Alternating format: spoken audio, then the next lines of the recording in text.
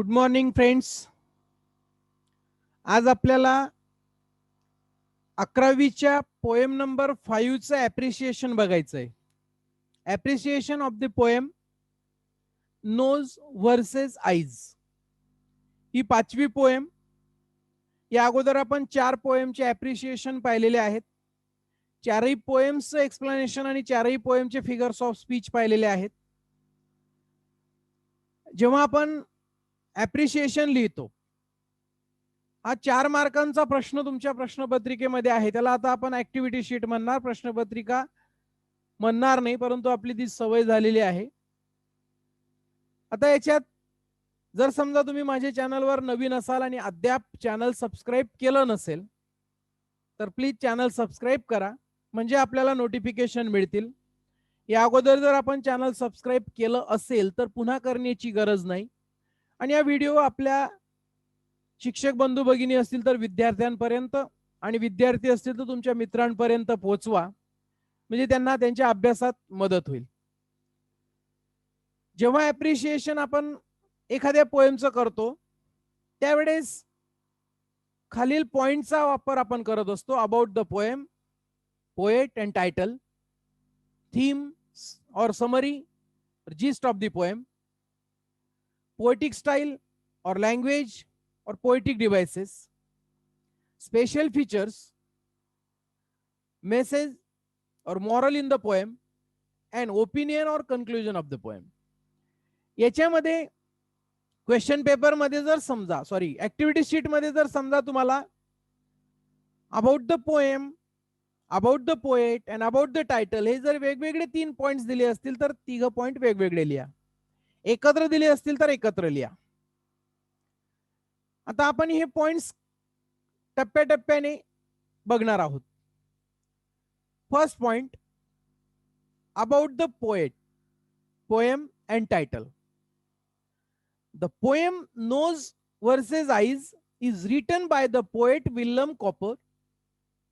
The poet is satirical work, poet who beautifully displayed the unusual argument between the nose and the eyes. The nose and eyes are sensory organs that symbolize human behavior. आता याच्यामध्ये ही poem William copper यांनी लिहिलेले आहे. हे satirical work आहे, म्हणजे एक उपहासात्मक. Poet हू beautifully displayed, याच्यामध्ये एक अनयुजुअल आर्ग्युमेंट केलेली आहे नोज आणि आईज मध्ये.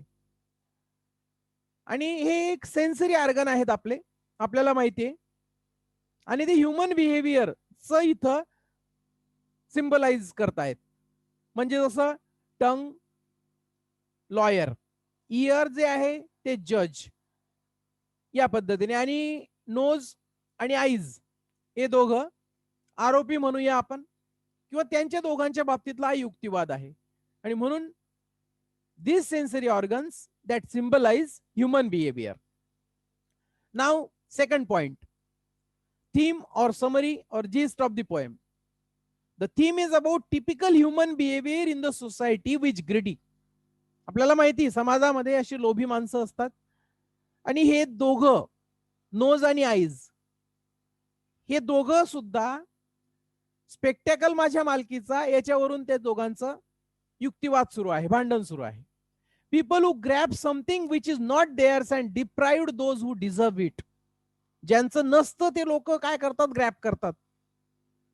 आणि ज्यांचं खरोखर असतं त्यांना ते वंचित ठेवतात.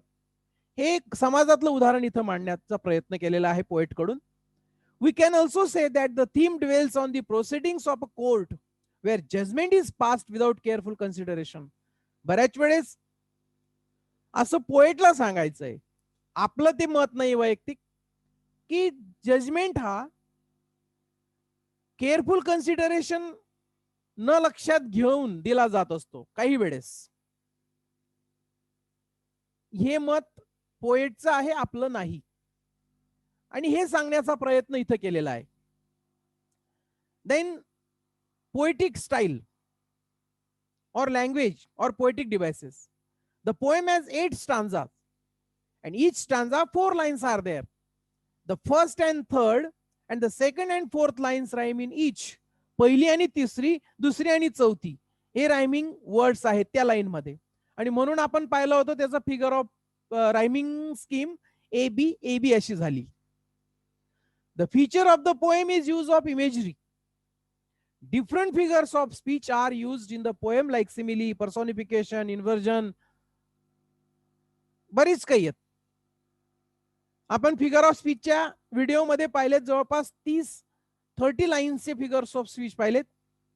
त्याच्यामध्ये हे सगळे पाहिलेत, सिमिली पाहिलं, पर्सोनिफिकेशन पाहिलं, इंटरोगेशन पाहिलं, इन्व्हर्जन, त्याच्यानंतर रिपिटेशन.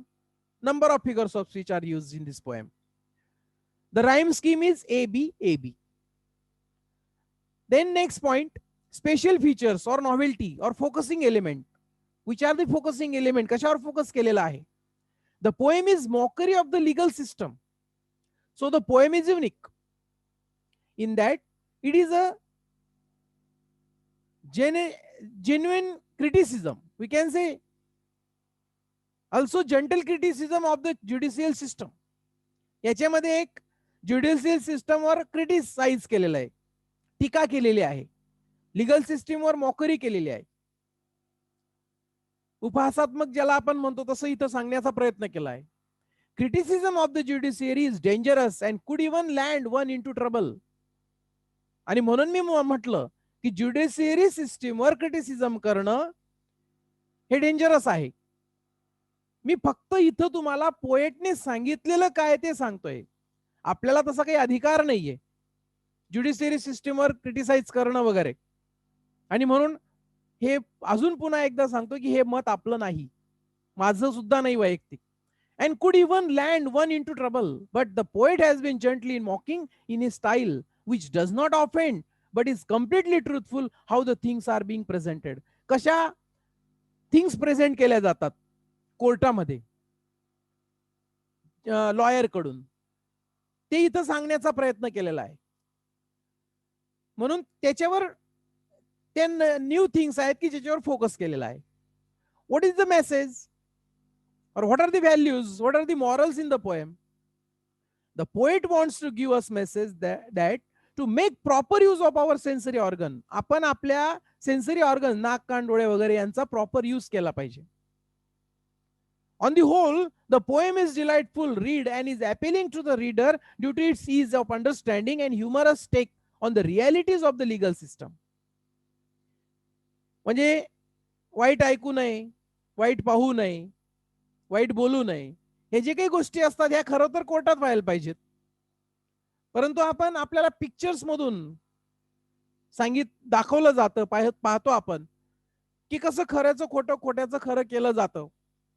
प्रत्यक्षात ते कोर्टात होतं किंवा नाही हे आपल्याला माहित नाही, आपण फक्त पिक्चर मध्ये पाहतो. आणि पोएटने ते तिथं मांडण्याचा प्रयत्न केलाय. आणि म्हणून एक आपल्याला वाचताना सुद्धा काही वेळेस मनोरंजन पण होतं इथं. Delightful read. So that's why the poet is really beautiful, good.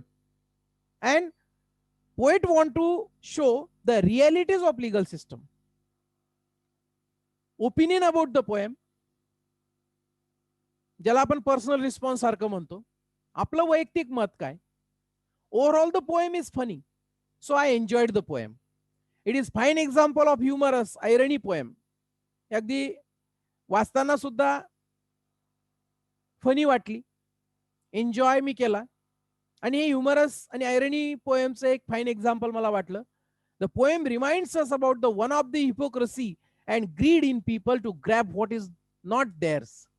या पोएम मधून आपल्याला असं आठवतं, म्हणजे असं लक्षात आणून देण्याचा प्रयत्न पोएट कडून होतोय की काही ढोंगी लोक समाजातले लोभापायी जे दुसऱ्याचं असतं ते आपल्याकडे ओरबाडण्याचा प्रयत्न करतात.